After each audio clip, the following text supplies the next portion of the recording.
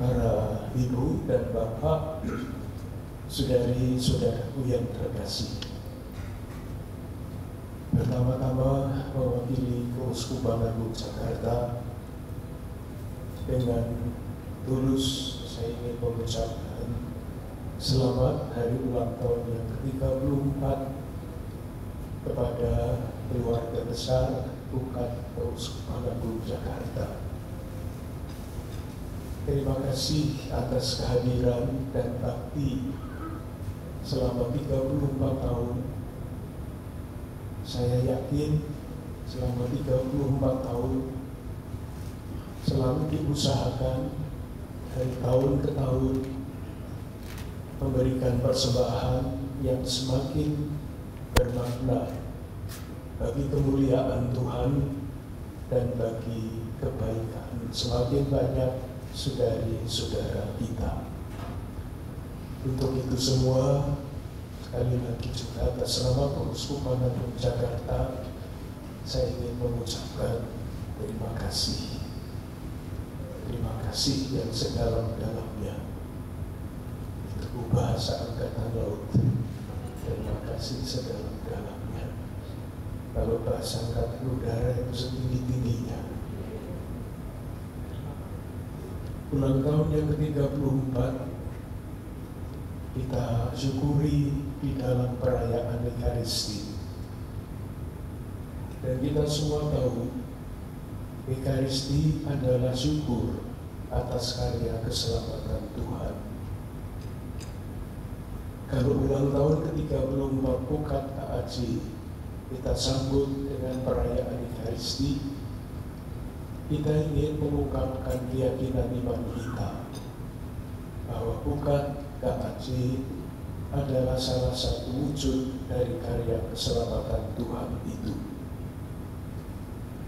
Semoga keyakinan iman seperti ini mendorong kita semua, komunitas Bukat KAJ, untuk terus mengembangkan kehadiran, pelayanan, dan bakti Bukat KAJ untuk kemuliaan Tuhan dan untuk kebaikan bersama.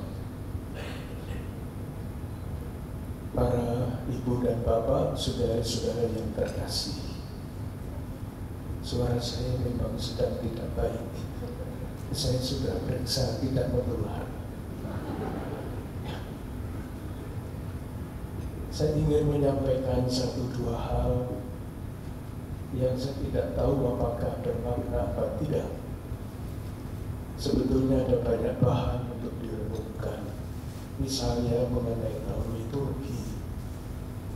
Tetapi saya mencoba memilih untuk memberi komentar singkat mengenai Injil yang tadi kita dengarkan. Perumpamaan tentang mina, yang satu diberi satu lalu menjadi 10, satu menjadi 5, satu tetap satu. Biasanya perumpamaan ini dipakai untuk menjelaskan atau mendorong kita semua untuk terus mengembangkan talenta. Dan tentu itu tidak salah. Tetapi kalau kita membaca perumpamaan ini dalam Injil Lukas, sekurang-kurangnya ada dua lapis pesan yang berbeda. Di balik kisah ini ada sejarah. Dan sejarah itu menyangkut salah seorang anak dari Herodes Agung yang terkenal bengis, yang pergi ke Roma untuk mendapat restu supaya dia diangkat menjadi raja di salah satu wilayah di Palestina. Tadi kita dengar bahwa orang-orang sebangsanya membenci dia. Karena apa? Karena macam-macam alasan. Karena sewenang-wenang dan sebagainya. Nah, kalau kita melihat sejarah di belakang perumpamaan tadi seperti itu, siapa hamba yang paling hebat sebetulnya?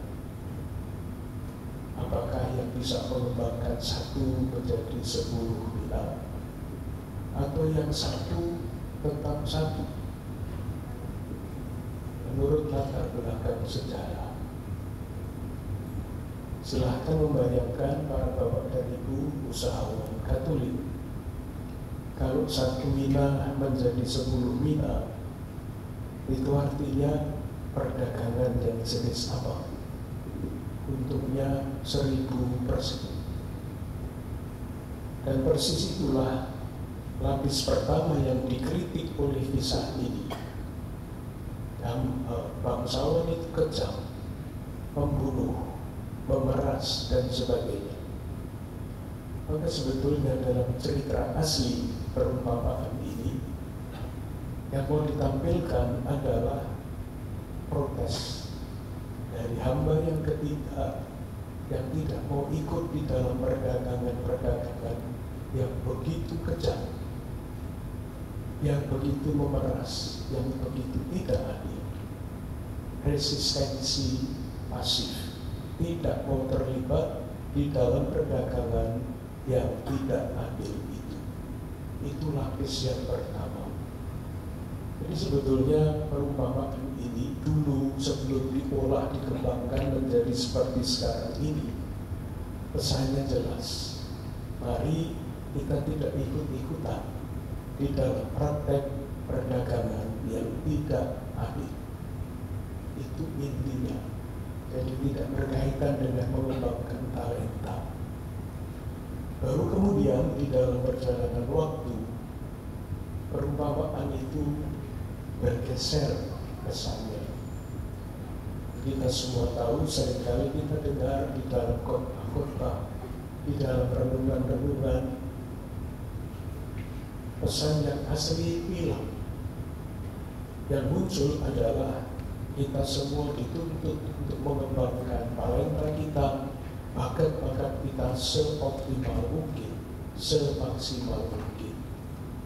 Itu yang ditangkap sekarang. Padahal salah satu yang juga sangat penting adalah pesan yang awal. Tentu saja pergeseran arti itu biasa terjadi ketika kita membaca suatu kisah. Kisah yang semula mempunyai pesan A, di dalam perjalanan waktu pesannya berubah menjadi pesan B. Kalau kita tidak berusaha untuk menyelidiki kisah-kisah itu berkembangnya seperti apa, lalu pesan yang asli dilupakan. Itulah yang terjadi di dalam gereja kita berkaitan dengan perumpamaan ini. Pesan yang asli hilang, menjadi kabur, atau sama sekali tidak diperhatikan. Karena zaman mempengaruhi kita semua untuk terus berusaha lebih lagi, tanpa memperhatikan seperti yang ada di belakang kisah ini. Bangsawan itu sebetulnya menyuap pimpinan pemerintahan di Roma supaya dia diangkat menjadi raja bagian di Palestina. Sudah tidak bagus. Di wilayahnya sendiri dia dikenal sebagai raja yang kejam, yang menabur, yang menuai, yang tidak ia taburkan. Apa artinya itu? Ya sewenang-wenang itu. Marilah kita berdoa, semoga kita semua umat Katolik, pengikut Yesus Kristus, terus berusaha untuk mengikuti Yesus yang berkeliling sambil berbuat baik, memberikan kritik-kritik tajam terhadap masyarakat yang pada waktu itu potretnya tampak di belakang kisah ini. Masyarakat yang tidak adil, pemimpin yang sewenang-wenang, rakyat biasa yang ditindas.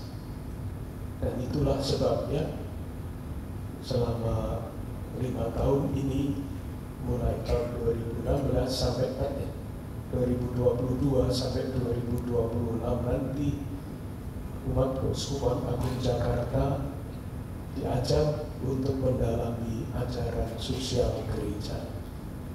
Karena justru ajaran sosial gereja itulah yang akan mendorong kita untuk menjadi sungguh-sungguh garam dan terang dunia, tidak ikut arus seperti yang diaruskan oleh bangsawan yang diceritakan di dalam Injil tadi.